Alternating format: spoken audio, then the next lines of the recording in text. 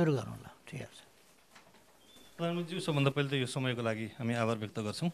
जस्तो अहिले अब कोरोना भाइरस कोभिड-19 को विश्वव्यापी असरहरू छ र त्यो असर नेपालमा पनि देखिएकै छ। यो सङ्ख्या कहिलेकाहीँ हत्त बढ्ने, कहिले चाहिँ अब त्यो स्थिर रहने हुँदाखेरि परीक्षणको नै हामी क्रम चाहिँ राम्रोसँग नभएको कारणले टेस्टमै बढी नभएकोले अथवा अरू कारणले गर्दाखेरि कतै यो देखिन सकेको छैन, तर सङ्ख्या चाहिँ योभन्दा बढी नै छ कि भयावह छ कि भन्ने जस्तो पनि मनोविज्ञान पाइन्छ। अहिले समग्रमा चाहिँ कोभिड-19 को परीक्षण, रोकथाम र नियन्त्रणका सन्दर्भमा भइरहेका प्रयासहरूलाई यहाँले आफूले कस्तो मूल्याङ्कन गरिरहनु भएको छ?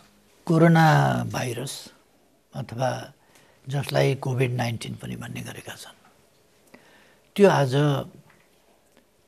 मानव जातिले भोगेका गम्भीर प्रतिकूलता, अप्ठ्यारा र चुनौतीहरू मध्येको शताब्दीौं पछिको एउटा गम्भीर चुनौती हो। यस स्तरमा, यस मात्रामा सायद शताब्दीौंदेखि विश्वलाई नै लपेटेर दावानलको रूपमा बढिरहेको, लाखौं, लगभग 1.5 लाखको ज्यान गइसकेको, धेरै लाख, अब मिलियन्स भन्दा भयो, मिलियन्समा सङ्क्रमित भएको, मिलियनभन्दा अलिक तल मात्रैको ज्यानै लिइसकेको यस्तो भयावह यो महामारी विश्वकै लागि चुनौती हो भने हामी विश्व परिवारका एउटा सदस्य राष्ट्र हौँ। हाम्रा निम्ति पनि चुनौती हो। विश्व मानवतालाई नै चुनौती छ भने हाम्रो समाज पनि चुनौतीभन्दा बाहिर छैन। तर के स्पष्ट हो भने विदेशबाट आवागमन नरोकिएकै बेला अथवा यस रूपमा गम्भीरतामा विश्व प्रवेश नगरेकै बेला रोगले गम्भीर रूप लिन थाल्दा पनि बुझाइ र त्यसको सामनाको तयारीको रूपमा त्यो गम्भीरता नआउँदै विश्वभन्दा पृथक ढङ्गले हामीले मात्रै कदम चाल्न पनि सक्दैनथ्यौँ। त्यसले कतिपय असमझदारी र गम्भीर परिस्थितिहरू निर्माण हुने, जनताले नबुझ्ने र कहीँ पनि यस्तो गरिया छैन, यहाँ किन गर्नु पर्यो भने जस्तो आउने यस्ता सम्भावनाहरू पनि थिए। तर त्यस्तै बेलादेखि हामीले तयारीहरू थाल्यौँ। अहिलेसम्मका सङ्क्रमित कुल सङ्ख्या 30 मध्ये 2 जना निको भएर फर्किसकेका छन्, अरू फर्किने क्रममा छन्, निकट भविष्यमा फर्किन्छन्। 1 जनामा मात्रै नेपालमा सङ्क्रमित भएको छ। अरू बाहिरबाट सङ्क्रमित भएर आएकालाई हामीले अरूलाई सङ्क्रमण गर्न नदिएर त्यसमा सीमित गरेका छौँ।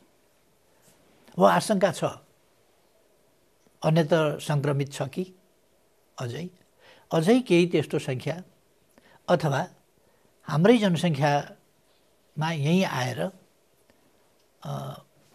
बाहिरबाट आयातित मात्रै होइन, यहीँ सङ्क्रमित गरेको सङ्ख्या पनि फेला पर्ने सम्भावना छ। किनभने कतिपय मान्छेहरू लुकेर बस्ने,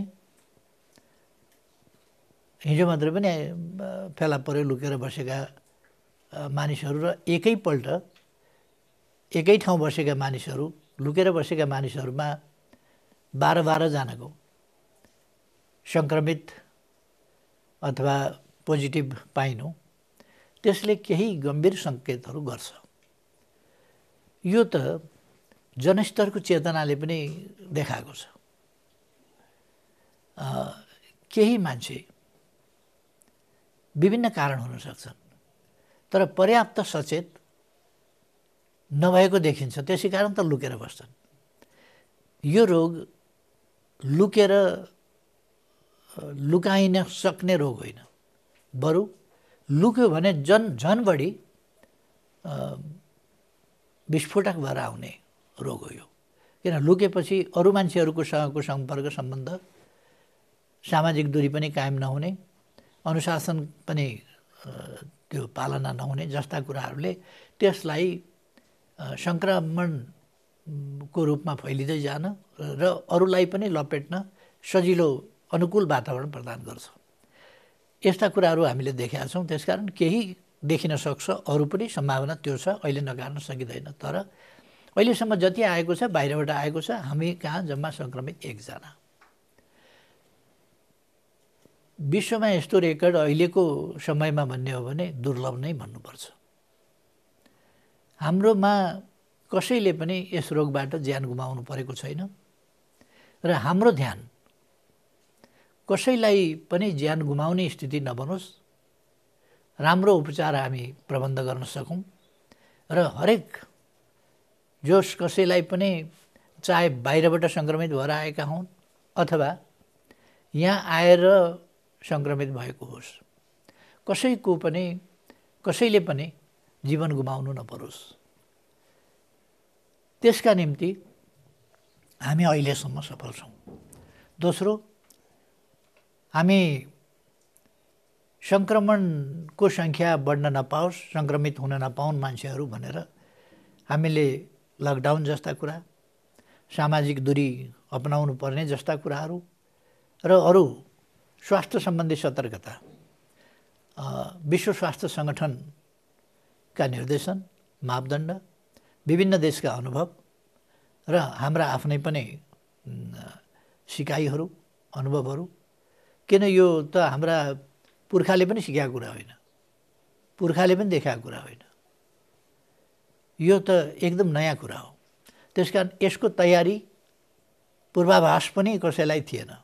अचानक आयो र विश्वमा यसरी फैलियो यो भयावह स्थितिमा। त्यसकारण यसको जस्तो हामीले अरू कुराहरूमा प्राकृतिक विपत्तिहरूको प्रिपेयर्डनेस, त्यसको तयारी गर्न सक्छौँ, त्यसको सामना गर्ने कुराको तयारी गर्न सक्छौँ। हामीले गरि पनि राखेका छौँ। हावाहुरी गयो भने के गर्ने, आगलागी भयो भने के गर्ने, अचानक भयो भने के गर्ने, त्यस्ता कुराहरूको तयारी। यसको त कुनै तयारी थिएन, कसैले पनि गरेको थिएन, कसैले सोचेको पनि थिएन। त्यसकारण पहिलो बिरामी देखा पर्दा हामीले परीक्षणका लागि पनि हङकङ पठाउनु परेको थियो। दोस्रोदेखि मात्रै हामीले गर्न सक्यौँ। अथवा तयारी त कसैको पनि थिएन नि। तयारी थिएन भन्ने कुरा आज ठुला ठुला बलिया विकसित त्यस्ता राष्ट्रहरूमा जुन तबाही भइरहेको छ त्यस कुराले पनि देखिन्छ। त्यसभित्र अरू कारणहरू होला। प्रिपेयर्डनेसको कमी मात्रै होइन, देखा परेपछि त्यसलाई रोकथाम नियन्त्रण गर्ने कुराहरूमा यसलाई अर्थतन्त्रसँग जोडेर हेर्नु अथवा आइडियोलोजीसँग जोडेर हेर्नु अथवा देशका राजनीतिक प्रणालीहरूसँग जोडेर हेर्नु र आग्रहपूर्ण ढङ्गले व्यवहार गर्नु भनेको यो कोरोना जस्तो चिजको चाहिँ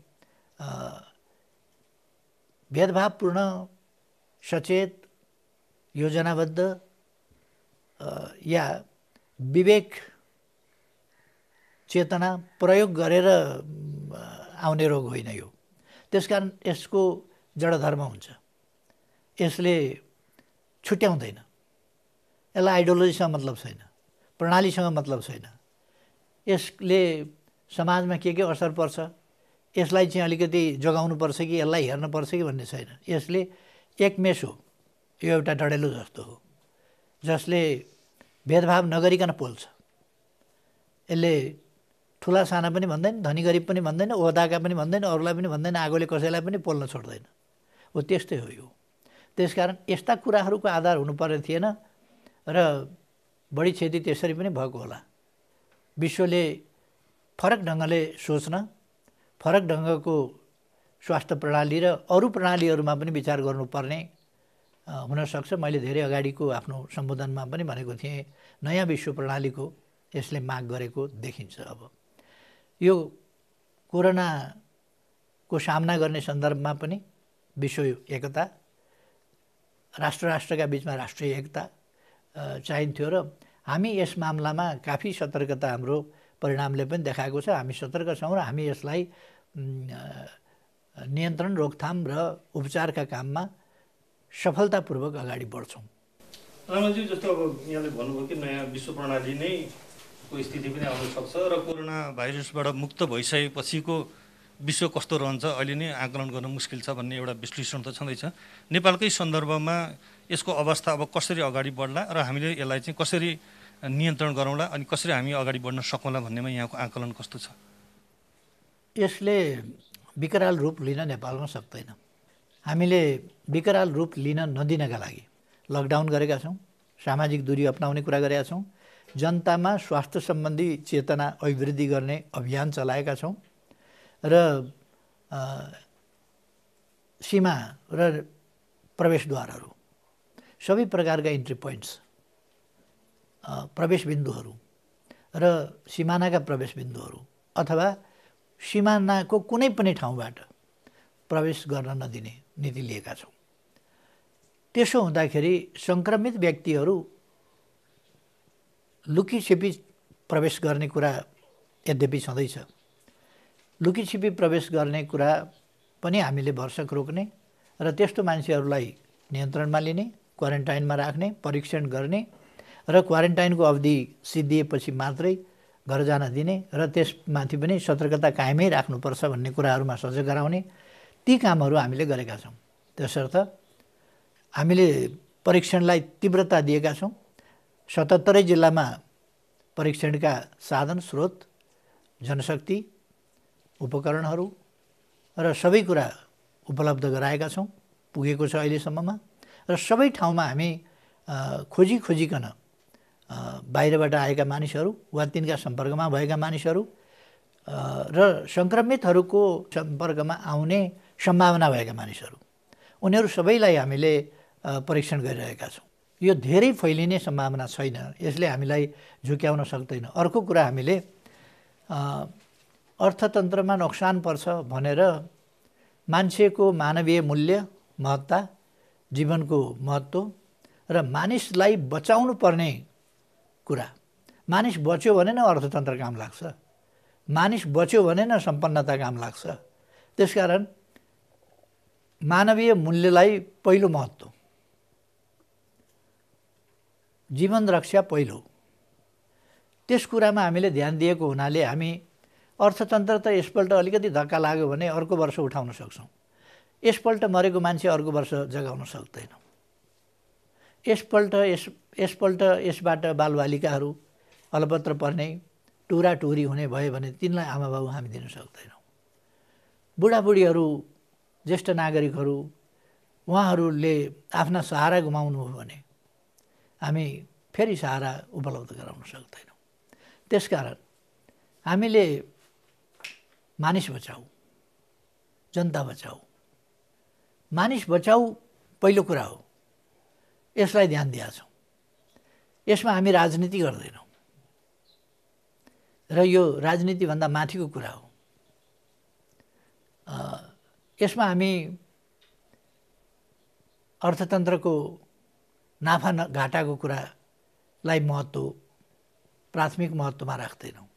प्राथमिक महत्त्वमा जनताको जीवन, जनता, नागरिक वा मानव जाति, नागरिकको मात्रै प्रश्न पनि होइन। त्यसर्थ हाम्रो ध्यान त्यसमा भएको हुनाले यो धेरै भयावह रूप नेपालमा लिन सक्ने अवस्था म देख्दिनँ। प्रधानजी, यो लकडाउन वास्तवमै कार्यान्वयन भएको छ। स्टे होम स्टे सेफ भन्नेलाई सबैले पालना गरेकै देखिन्छ। तर लकडाउन हामीले अनाउन्स गरेको 27 दिन भइसक्यो, अझै 15 गतिसम्म हामी लकडाउन घोषित गरेका छौँ। अब यो लकडाउन मात्रै यसको समाधान हो कि लकडाउन सँगसँगै अरू पनि केही विकल्पहरू अथवा चरणबद्ध रूपमा अरू केही विकल्प अथवा लकडाउनलाई पनि अलिक सहज ढङ्गले अझै खुकुलो पार्दै तर फेरि कमसेकम पनि फेरि अघि प्रधानजीले भने जस्तो जनताको जीवन रक्षाको निम्ति अरू कुनै माध्यमबाट जान सक्ने पनि केही छ कि के सोच्नु भएको छ यसमा? एउटा यहाँको प्रश्नमा के देखियो भने लकडाउन मात्रै उपाय हो कि भनेर, मैले अघि नै भने लकडाउन मात्रै हुँदै होइन। सीमा नियन्त्रण, प्रवेश बिन्दुबाट आवागमन त्यो पूर्ण रूपमा रोक्नु त्यो अर्को कुरा हो। सामाजिक दूरी कायम गर्नु, मास्क लगाउनु, हात नमिलाउनु, अङ्कमाल नगर्नु जस्ता कुराहरू पनि कायम राख्नु र सामाजिक दूरी कायम राख्नकै लागि एकबाट अर्कोमा सर्न नपाओस् भन्नकै लागि लकडाउन गरिएको हो। लकडाउन सरकारलाई चाहिएको कुरा होइन, जनताको जीवन रक्षाका लागि चाहिएको कुरा हो। लकडाउन रहरको विषय होइन। लकडाउनमा असुविधा मात्रै होइन। आज तपाईँले हेर्नुभयो भने खाल्टो खनेका खनै छन्, बाकसहरू चाङ लगाएर राखिराखेका छन्, अलिअलि माटोले पुर्दै गएका छन्, त्यसभित्र मान्छेहरू पुरिँदै गएका छन्। त्यो स्थिति छ। हामीले 15 दिन सामाजिक दूरी कायम गरेर लकडाउन मेन्टेन गरेर बाँच्नु र फेरि सामान्य सहज सामाजिक जीवन चलाउनु राम्रो कि खाल्टाहरू लामा ठुला खाल्टाहरू खनेर अनि बाकसहरू पाँच्दै गएर अनि पुर्दै जाने त्यो कहर, त्यो क्रन्दन, त्यो रुवावासी, त्यसले पैदा गर्ने आतंक, त्यसले पैदा गर्ने मानसिक प्रभाव, त्यसले सिर्जना गर्ने दुष्प्रभाव, डिप्रेसन, आत्महत्या जस्ता कुराहरू अथवा डिप्रेसनका समस्या त्यस्ता हुन सक्छन् जब आतंक समाजमा छाउँछ। त्यसै कारण हामीले त्यो मात्रै होइन नि, क्वारेन्टाइन धेरै ठाउँमा धेरै क्वारेन्टाइन, मैले त्यो सङ्ख्यामा अहिले गइरहनु आवश्यक छैन। सबैलाई थाहा छ, प्रसारण गरिराखेको छ, भनिराखेको छ, स्वास्थ्य मन्त्रालयको प्रवक्ताले डेली ब्रिफिङ गरिराखेको छ। त्यसकारण हामी एउटै मात्रै लकडाउनमा मात्रै भर परेका छैनौँ। यसलाई कुनै राजनीतिको मसला बनाउन मिल्दैन। जनतालाई दुःख दियो सरकारले भनेर भन्न मिल्दैन। यो जनता जोगाउनका लागि हामीले केही दिन, यो यहाँ मात्रै होइन, विश्व स्तरमा कहाँ भएको छैन। अहिले तपाईँले अमेरिकाको हेर्नुभयो भने कतिवटा स्टेटमा सोझै लकडाउन छ। जहाँ लकडाउन छ त्यहाँ कम क्षति छ, जहाँ लकडाउन छैन त्यहाँ सबभन्दा बढी बर्बादी चाहिँ त्यहाँ छ। त्यस कारण यसलाई इगोको विषय, यसलाई मैले भने कुनै आइडियोलोजीको विषय, कुनै राजनीतिक प्रणालीको विषय, अथवा यसलाई अर्थतन्त्रमा क्षति पुग्ने भयो त्यसकारण मानिसको जेसुकै होस् अर्थतन्त्र चाहिँ खस्किनु हुँदैन। मानिस जेसुकै होस् हाम्रो आर्थिक सुप्रिमेसी, मान्छे नरहेपछि आर्थिक सुप्रिमेसी खस्किन्छ। त्यसकारण म यस मामलामा नेपालको सन्दर्भमा मात्रै होइन, विश्व समुदायलाई आग्रह गर्न चाहन्छु। यस सम्बन्धमा संयुक्त राष्ट्रसङ्घका महासचिव गुटरेजले गर्नुभएको अपिललाई जोरदार समर्थन गर्न चाहन्छु। त्यसै गरेर अब मे 5 मा यो असंलग्न आन्दोलनले आफ्नो एउटा मुभ चाल्न लागिरहेको छ, त्यसलाई म समर्थन जनाउन चाहन्छु। विश्व एकजुट भएर यसको सामना गर्नुपर्दछ र सामर्थ्य आदिको पनि यति बेला पारस्परिक सहयोगको जससँग जुन सामर्थ्य छ, सामग्री छ, उपकरण छ, नलेज छ, एक्सपिरियन्स छ, अनुभव छ, त्यो कुरालाई पनि हामीले वितरण गर्नुपर्दछ अथवा त्यसको पनि सेयर गर्नुपर्दछ र यस साझा शत्रुका विरुद्ध हामी लड्नुपर्दछ। हाम्रो आजको भावना त्यो हुनुपर्दछ। त्यसर्थ लकडाउन एउटा अनिवार्य कुरा हो। यसलाई खुकुलो मात्रै पार्ने होइन नि, यसको त अन्त्य नै गर्ने हो। यो लकडाउन सुरु गरिएको अन्त्य गर्नका लागि हो। तर पहिले हामी कोरोना अन्त्य गर्ने कुराको सुनिश्चितता गर्छौँ, अनि अरू कुराहरू अन्त्य गर्छौँ। कोरोना नियन्त्रण गर्ने, रोकथाम गर्ने र त्यसलाई निर्मूल पार्ने कुराको पहिलो प्रत्याभूति, पहिलो ग्यारेन्टी त्यो कुराको चाहियो। त्यो सँगसँगै हामीले खुकुलो गर्ने, कडाई गर्ने, अन्त्य गर्ने, यी सबै कुरा चाहिँ त्योसँग निर्भर छन्। कोरोना नआएको भएदेखि लकडाउन पर्नै थिएन। तर एउटा कुरा चाहिँ के छ भने यो कोरोना पनि हामी नियन्त्रण गर्छौँ। कोरोना भन्दा पछि हाम्रो देश स्वास्थ्य उपचार आदिको क्षेत्रमा एउटा ठुलो फड्को अगाडि गयो भन्ने कुरा चाहिँ फेरि साँचो हो। किन यस्ता PCR जस्ता टेस्टहरू हामी हरेक जिल्लामा पुर्याउँछौँ, स्वास्थ्य जनशक्ति हरेक जिल्लामा पुर्याएका छौँ। हरेक जिल्लामा हस्पिटलहरू अहिले हामीले भेन्टिलेटर सहितका हस्पिटल, बेड, ICU, CCU जस्ता कुरा हरेक जिल्लामा हरेक हस्पिटलहरूमा हामी गर्दैछौँ। भनेपछि यसले त इम्प्रुभ ठुलो फड्का स्वास्थ्य क्षेत्रमा गर्छ। अहिले हामी यो कोरोनासँग लड्ने बेलामा यसैमा केन्द्रित हुन जरुरी छ। मैले यो यसै बिचमा PPE खरिद लगायत स्वास्थ्य सामग्री खरिदको सन्दर्भमा केही विवादहरू र कतिपयको दृष्टिकोणमा त त्यहाँ अनियमितता भयो भन्ने प्रश्नहरू पनि आए। हुन त स्वास्थ्य मन्त्रालयले आफैले पनि त्यसमा कारबाही गरेको अवस्था छ।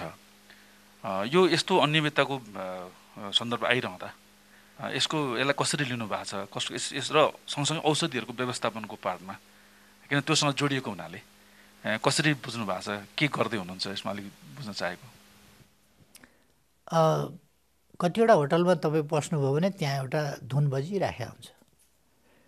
त्यो कुनै नयाँ परिस्थिति उत्पन्न भएर बजिया धुन होइन। तपाईँ प्रवेश गर्नुभयो भनेर बजेको धुन पनि होइन। त्यसका छेउछेउमा राखेका सिलिङमा राखेका माइकहरूबाट मधुरो धुन आइरहेको हुन्छ, किनभने त्यो धुन बजाउने त्यसको त्यो त्यहाँको चलन हो र त्यो बजिरहेको छ। त्यहाँ चाहिँ सुमधुर धुन बजाउँछन्। नेपालमा चाहिँ एउटा कर्कश धुनको निरन्तरता छ। तिनले जहिले पनि अहिलेको सरकारको प्रतिबद्धता तिनलाई थाहा छ। यो सरकार, अहिलेको प्रधानमन्त्री, म भ्रष्टाचार आफू पनि गर्दिनँ, अरूलाई पनि गर्न दिन्न भन्ने हो। र अहिले त सञ्चार माध्यमहरूमा पनि आइसकेछ, कताबाट आयो थाहा छैन मलाई। जब आइसक्यो भने मैले पनि भन्दा हुन्छ। मसँग जुन घर घडेरी जुन थियो, त्यो घर घडेरी पनि 2-4 वर्ष अगाडि नै हामी श्रीमान श्रीमती बाँचिन्जेलसम्म त्यसमा निःशुल्क भाडा नतिरिकन बस्न पाउने, हाम्रो सेखपछि त्यो ट्रस्टको हुने, सरकारको हुने, त्यसका हिसाबले हामीले त्यो जमिन पास गरिदिएर दान गरिसकेका छौँ। आफूले, मेरो श्रीमतीले त 33 वर्ष राष्ट्र ब्याङ्कमा जागिर खाएर घर जग्गा साप्टी आदि इत्यादि सबै प्रयोग गरेर त्यो घर बनाएको। 33 वर्ष जागिर खाएर दुःख गरेर बनाएको घर पनि दान गरिसकेका छ जसले। हामीसँग कुनै सम्पत्ति छैन। मेरो श्रीमतीको पेन्सन हो, मेरो संसदबाट आउने, सरकारबाट आउने स्यालेरी हो, त्यो बाहेक अरू सम्पत्ति छैन। त्यस्तो स्थितिमा र त्यो मेरो नकली कमिटमेन्ट, बाहिर एक खालको, भित्र अर्को खालको, दिउँसो माछा खानु हुँदैन भनेर प्रवचन दिने, बेलुका किताबका खानु हुँदैन भन्ने, खोलाका त खान भइहाल्छ नि भन्ने, त्यो नीतिको होइन। त्यसकारण मेरो प्रतिबद्धता पनि थाहा छ र मुख्य कुरा मेरो प्रतिबद्धतामाथि भर गर्ने हो, निर्भर हुने हो। र मेरो सरकारको प्रतिबद्धता पनि थाहा छ। तपाईँले सुनिराख्नु भएको छ, यो ललिता निवास अहिले म प्रधानमन्त्री भएपछि व्यक्तिहरूले आफ्नो बनाएको हो र? अहिले त यो त छानबिन गरिएको हो नि। छानबिन गरिए पनि, छानबिन गरेर मुद्दा दर्ता गरिएको छ, तर ललिता निवास प्रकरण भनेर मानिलिउँ मैले गराएको कि जस्तो तिनै गराउने मान्छेहरू कराइरहेका छन्। वाइड बडी भनेर तिनीहरू कराउँछन्। वाइड बडी मेरो समयमा मैले गराएको हो र? हिजो जसले वाइड बडी गराए, म कुनै अहिले आरोप लाउन चाहन्न, छानबिनले बताउला। तर जसले वाइड बडीको कारोबार गरे, ठिक गरेका छन् भने ठिकै परिणाम आउला, बेठी गरेका भए बेठीकै परिणाम आउला, त्यो आफ्नो ठाउँमा होला। तर त्यो छानबिन हुँदैछ। मैले त गरेको छ वाइड बडी त खरिद त होइन। यो 38 क्विन्टल सुन ओसार पसार गर्दा जो सरकारमा थिए, शासनमा थिए, तिनले गरेनन् होला त भइराख्या त थियो नि। हो त्यसलाई रोकेर त्यसको छानबिन गरेर अहिले ठुलो सङ्ख्यामाथि मुद्दा लागेको र धेरै मानिसहरू जेलमा अहिले पनि छँदैछन्, मुद्दा अदालतमा छ। हामीले ती पालहरू टालिदिउँ र अहिले जङ्गलमा ओडारमा फालेका, मजेरीमा लुकाएका अथवा भारीमा बोकेर ल्याएका, जहाँ जहाँ छ कुनै पनि चिप्लिन नदिएर हामीले सबैलाई गिरफ्तार गरेका छौँ र मुद्दा चलाएका छौँ। फेरि पनि सुन तस्करी भनेको छ, जहाँ हुन दिइएन यो यस्तै प्रकारको छ। अहिले विशेष परिस्थितिमा यस्ता कुराहरूमा जो कर्ता थिए उनीहरू नै अहिले बाजा बजाएर बसेका छन्। आश्चर्यजनक त्यो एउटा तिनीहरूको चाहिँ त्यो बोल्ने भन्ने आरोप लाउने र सबै उस्तै हुन् पार्ने। हिजो भ्रष्टाचारका काण्डहरू हुन्थे, लामो लामो समयदेखि अपराध कर्महरू 22-24 जना मान्छेहरूलाई जिउँदै लगेर भट्टामा पोल्नेहरू सांसद र मन्त्री भएर बसेका थिए। तिनमाथि छानबिन हुने, कारबाही हुने स्थिति बनेपछि शासन सुव्यवस्था भएन, भ्रष्टाचार नियन्त्रण भएन। यस पृष्ठभूमिमा भ्रष्टाचार नियन्त्रण भयो कि भएन, शासन सुव्यवस्था भयो कि भएन, यत्रो अस्थिरता फैलाउन खोज्दा पनि समाजमा शान्ति सुव्यवस्था भयो कि भएन। यति शान्तिपूर्ण परिस्थिति अहिले यो कोरोना भएपछि मात्रैको कुरा होइन, त्योभन्दा अगाडि शान्तिपूर्ण परिस्थिति नेपालमा कहिल्यै यसभन्दा अगाडि थियो कि थिएन? 9 महिने सरकार छोडेर। अब यस विशेष परिस्थितिमा यो विशेष परिस्थिति यति बेला सामान्य खरिद प्रक्रियाले हुँदैन। किन छिटो सामान आएन भन्ने, टेन्डरको लामो प्रक्रियाबाट जाँदा छिटो सामान आउँदैन। कहिले सम्झौताबाट जानुपर्छ, कहिले G2Gबाट जानुपर्छ, कहिले B2Bबाट जानुपर्ने हुन्छ, कहिले केबाट जानुपर्ने हुन्छ। त्यसकारण यसको अथोरिटी कोसँग छ भन्दा यो मन्त्री परिषदमा आउँदैन। त्यो मन्त्रालयको विभागको प्रमुखले खरिद गर्न सक्दछ र एक तहमाथिलाई जानकारी दिन सक्छ, भएको त्यही हो। सामान्यतया मैले यस्तो परिस्थितिमा कसैले अनियमितता पनि गर्छ भन्ने कल्पना गर्दिनँ।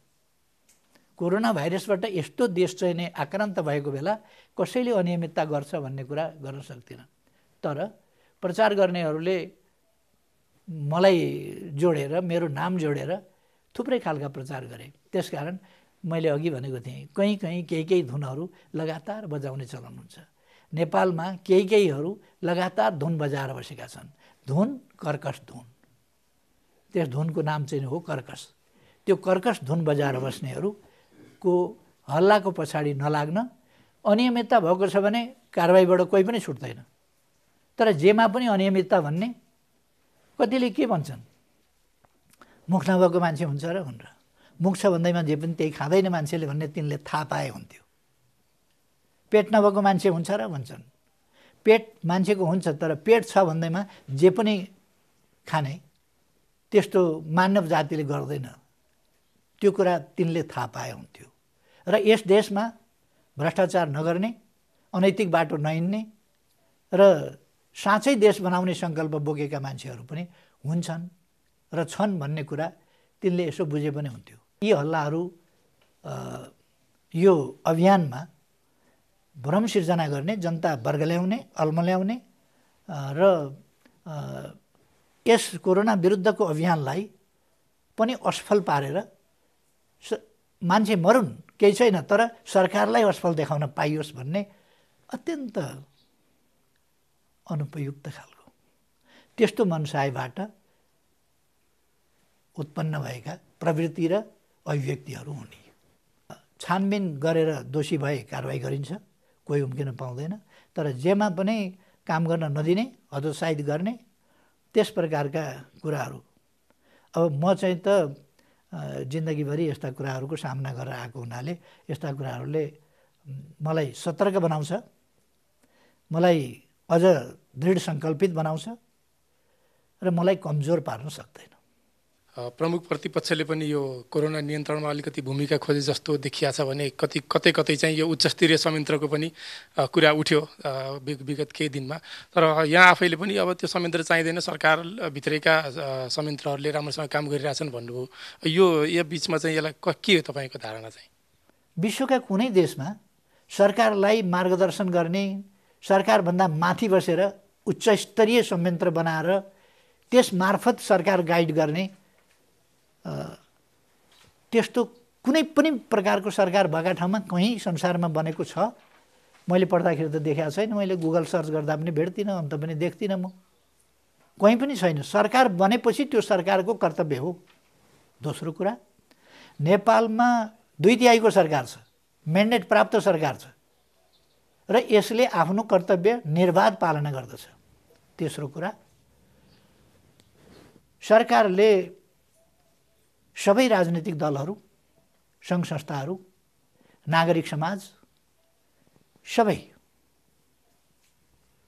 एनजिओज, आइएनजिओज अथवा जति प्रकारका संस्था छन् ती सबै र व्यक्तिहरू र आम जनतासँग सहकार्य गर्नुपर्दछ, कुरा सुन्नुपर्दछ, राय सुझाव लिनुपर्दछ र राम्रा राय सुझावहरूलाई त्यसलाई सरकारी निर्णयको रूपमा रूपान्तरण गरेर ती सुझावहरूलाई ग्रहण गरेर जानुपर्दछ। नेपाल सरकारले राजनीतिक दलहरूसँग कहिले बैठक गरेका छ, कहिले परामर्श गरेका छ र राजनीतिक दलहरूले नेपाल सरकारका नीतिहरू र कामहरूलाई समर्थन गरेका छन्, प्रशंसा गरेका छन् र साथ सहयोग दिएका छन्। एकाध व्यक्तिहरूका व्यक्तिगत सरकारका आदेश मान्दिन जस्ता खालका अभिव्यक्ति, दम्भपूर्ण अभिव्यक्ति अथवा अराजकतातर्फका अभिव्यक्ति ती बेग्लै कुरा हुन्, ती अपवादका कुरा हुन् र उच्चस्तरीय संयन्त्रमा नागरिक समाज भनेको को? उच्चस्तरीय संयन्त्र बनाउने हो भने मेरो अध्यक्षतामा सम्पूर्ण नागरिक भएको उच्चस्तरीय संयन्त्र होइन भने ककसलाई छोड्नुपर्ने र ककसलाई चाहिँ नै राख्नुपर्ने। ककसलाई आफ्नो महत्ता यति बेर चाहिँ सरकारलाई निर्देशित गर्नेको रूपमा यो सरकार संविधान अनुसार चल्छ, यो सरकार कानुन अनुसार चल्छ, यो सरकार भएको हुनाले यसलाई जनताले सुम्पिएको अधिकार र उत्तरदायित्व अनुसार चल्छ, यो सरकार आफ्ना कर्तव्य, आफ्ना नैतिकता, आफ्ना जति उत्तरदायित्व देश र जनताप्रति पालन गर्नुपर्ने त्यो गर्छु भनेर शपथ लिएर बनेको सरकार हो, अधिकार प्राप्त गरेर बनेको सरकार हो। त्यसकारण यस सरकारलाई मैले नेतृत्व गर्न पाइनँ अथवा नेतृत्वको मैले जस लिन पाइनँ, मैले चलाएको छु भन्न पाइनँ भन्ने यो कुण्ठाग्रस्त मानसिकता हामी कसैले राख्नु हुँदैन। त्यसकारण यो उच्चस्तरीय संयन्त्र कुन देशमा बनिएको छ? रिपब्लिकन र डेमोक्रेटहरूको बनिएको छ अमेरिकामा, ठोरी र लेबरको बनिएको छ बेलायतमा अथवा फ्रान्समा बनिएको छ, जर्मनीमा बनिएको छ, कहाँ बनिएको छ? कुन डेमोक्रेटिक देशमा बनिएको छ? अथवा डेमोक्रेटिक अनडेमोक्रेटिक जसलाई जे भन्न मन लाग्छ ती भन्न मन लागेका कुन चाहिँ देशमा? जापान, कोरिया कहाँ बन्यो? नेपालमा मात्रै अनधिकृत ढङ्गले सरकारलाई यसो गर्नु पर्यो, उसो गर्नु पर्यो, हामी पनि संयन्त्रमा आवश्यक छ, हामी चाहियो भने त सरकारले बुझ्छ होला नि। कति परामर्श लिइराखेको छ त परामर्श सरकारले, बैठक गरेको छ, भेला गरेको छ, मिटिङहरूमा आवश्यक परेका ठाउँमा बोलाएको छ, कुराकानी गरेको छ, फोन संवादहरू भएका छन्, राजनीतिक दलहरूले समर्थन गरेको छ। अनि यो एउटा आफूलाई उदार र पपुलिस्ट देखाउने, त्यसकारण म त यसमा छु, मेरो त नीति यो हो, सबै मिलेर जानुपर्छ। अनि कहिले कुन जङ्गलको किनारबाट पनि त्यस्तै कुरा आउँछ, कहिले कताबाट पनि त्यस्तै कुरा आउँछ।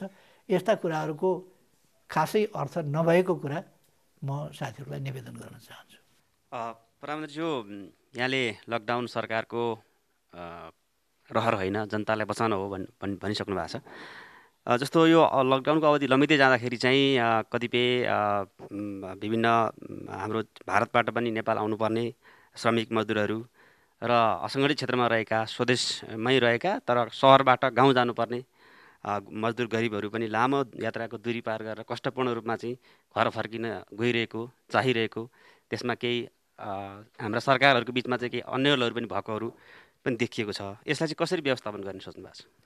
सञ्चारकर्मी र सञ्चार माध्यमहरूलाई म अनुरोध गर्न चाहन्छु, कुनै ठाउँमा मान्छे अलपत्र परेको देख्नुभयो भने पर्खिएर भोलिपल्ट प्रसारण गर्ने त्यो अलपत्रताको त्यो दुःखको प्रसारण भोलिपल्ट मिडियाबाट गर्ने होइन।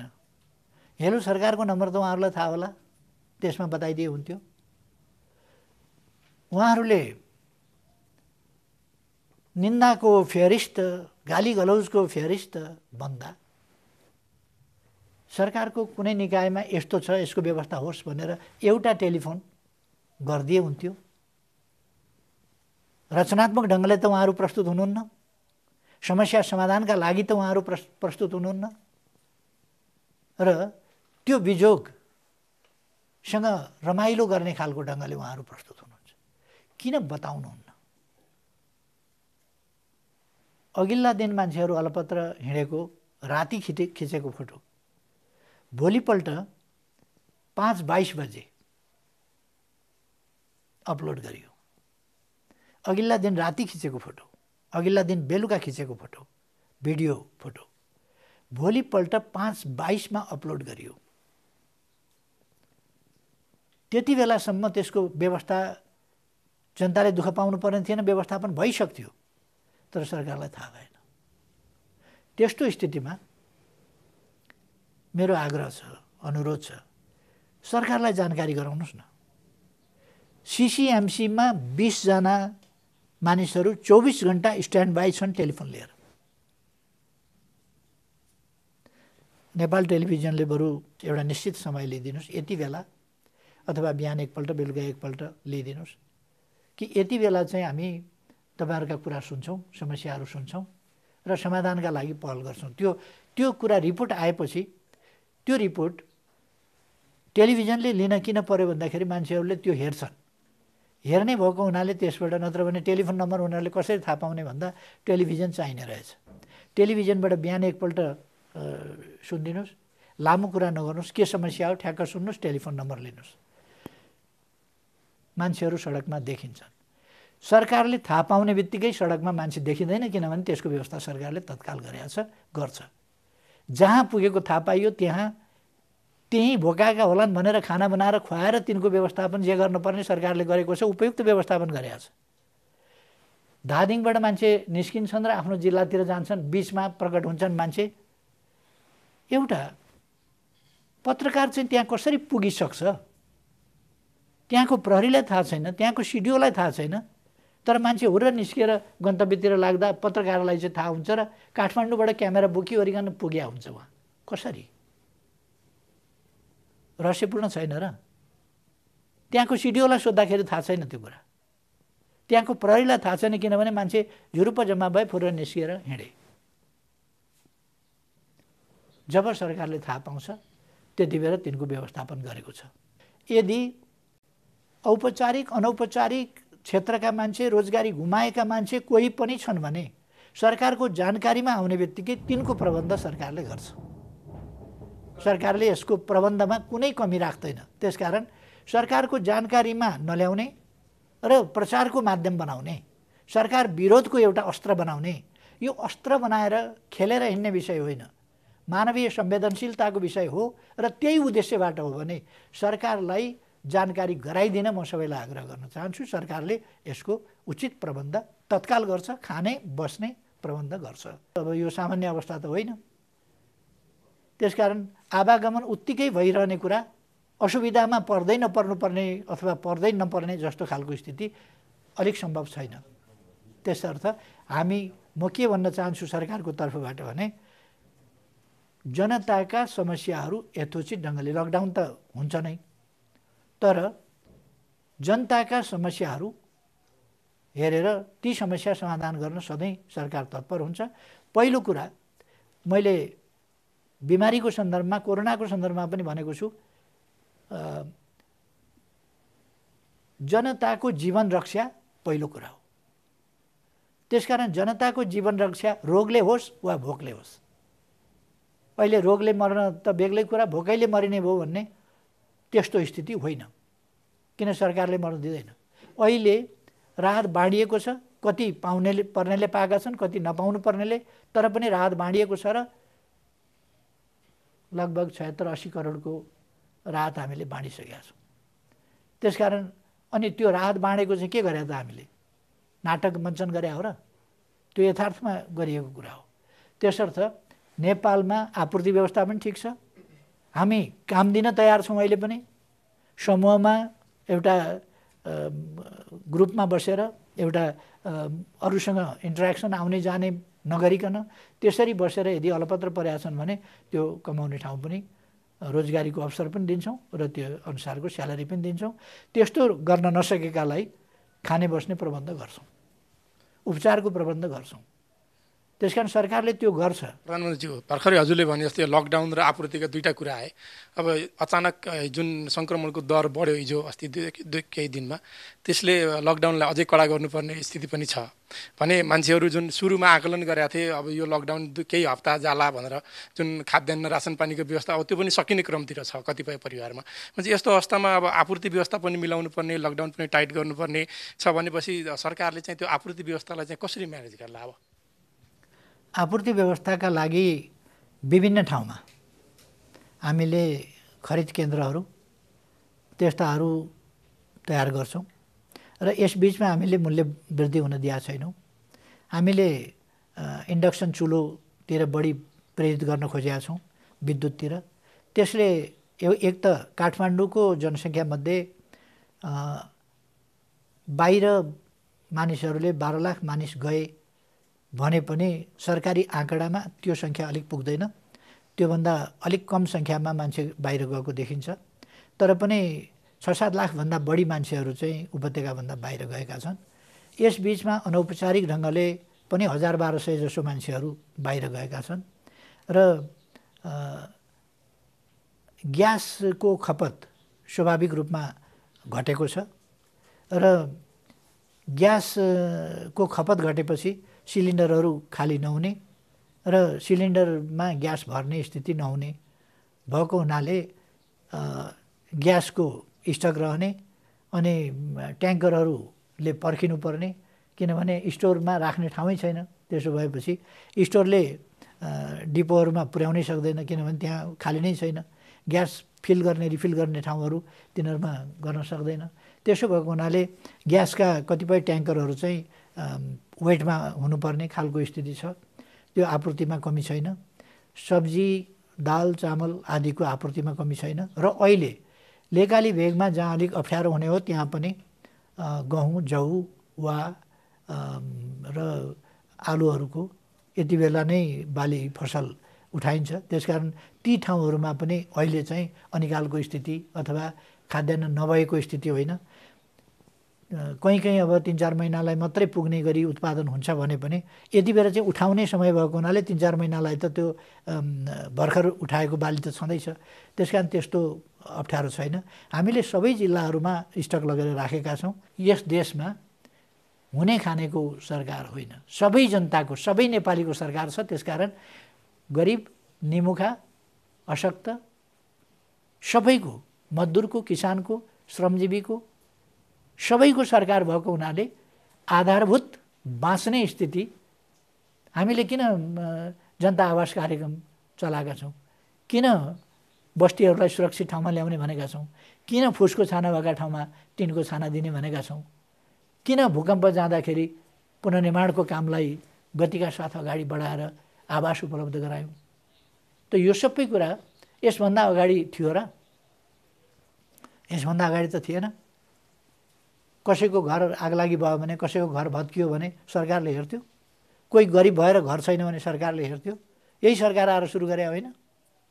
त्यसकारण यो सरकारले सुरु गरेका कामहरूलाई, राम्रा कामहरूलाई, महत्त्वपूर्ण कामहरूलाई र लोक कल्याणकारी राज्यका अवधारणा अनुसारका कामहरूलाई, जनताप्रति उत्तरदायी कामहरूलाई ओझेलमा पार्ने, तिनको महत्ता घटाउने जस्ता प्रयासहरू अन्तर्गत हल्ला गर्नुको कुनै अर्थ छैन भन्ने मेरो चाहिँ आग्रह हो। प्रधानमन्त्रीज्यू, विदेशमा रहेका नेपालीहरूको प्रति अलपत्र नहुन् भन्ने हिसाबमा यहाँले भारत लगायतका देशका समकक्षीहरूसँग टेलिफोन वार्ता पनि गर्नुभएको छ। मध्यपूर्व खाडी क्षेत्रमा रहेका नेपाली, रोजगारीमा रहेका नेपालीहरू, अन्य धेरै देशमा रहेका विद्यार्थीहरू अब अलपत्र पर्दैनन् भन्ने परिस्थिति निर्माण भएको छ कि छैन, यहाँलाई के अनुभव छ वार्ताको क्रममा? र नेपाल भारत सीमामा अलपत्र परेका नेपालीहरू स्वदेश आफ्नो देशमा जान पाइएन भन्ने गुनासो पनि छ। केही वैकल्पिक व्यवस्था हुँदैछ कि सरकारको तर्फबाट?